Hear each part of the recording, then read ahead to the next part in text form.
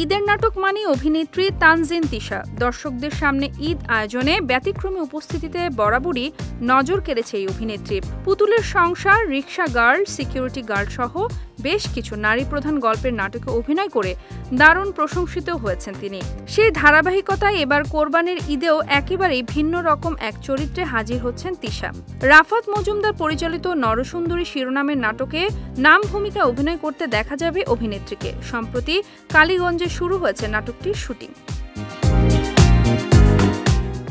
নরসুন্দরীর নাটক প্রসঙ্গে তানজিন তিশা বলেন, নাটকটি গল্প এবং এখানে নিজের চরিত্রটি একদমই নতুন। সম্প্রতি নাটকটির শুটিং শুরু হয়েছে। ঠিকমতো কাজটি শেষ করতে পারলে ঈদে দর্শকরা ভালো একটি গল্প উপহার পাবেন। সেই সঙ্গে কাজটি আমার ক্যারিয়ারে নতুন কিছু যোগ করতে পারে। তাছাড়া নারীদের অধিকার, নারীদের সংগ্রামের গল্প নিয়ে কাজ করতে পারাটাও দারুণ একটি বিষয়।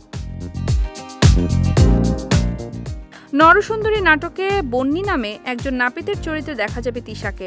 একজন মেয়ে হয়ে নাপিত হয় জীবনের প্রতিটি পদে পদে আসে নানা বাধা।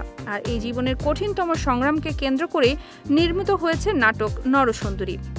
একমাত্র ওয়ালটন এসি দিচ্ছে 1 বছরের রিপ্লেসমেন্ট গ্যারান্টি এবং কম্প্রেসরের 10 বছরের গ্যারান্টি। রাফাত মজুমদার পরিচালিত ও আহমেদ তৌকিরের লেখা নাটকটিতে তানজিন তিশা ছাড়াও আরও অভিনয় করছেন মোমেনা চৌধুরী, নরেশ ভুইয়া, শরীফ সিরাজ, রৌনক রিপন সহ অনেকে।